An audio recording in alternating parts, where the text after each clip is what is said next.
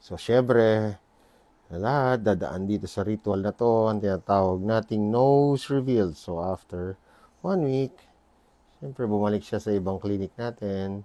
Kaya dinoperahan natin siya sa SM Pampanga. Pero dito pa rin siya sa ating main branch, sa Medical Plaza Ortigas siya pumunta para sa kanyang nose reveal. So, syempre, ito na, mag-umpisa na. Medyo malambot na to. No? Ganyan natin. Denver spleen. Ayan, medyo may konting dikit. So, yan po. You can see, no? Hindi siya masyadong mataas.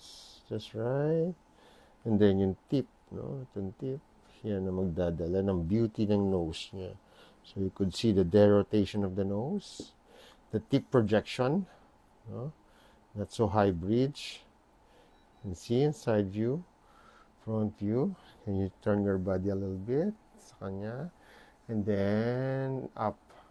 So, can you focus on the nostrils?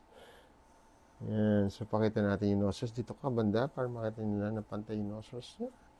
Pantay pa o hindi. And like this. Yan. So, yan na. Pag ikaw, para makita mo na. Yan na siya. So, alam ko, nakita mo na yan. Nasilip mo na kanina.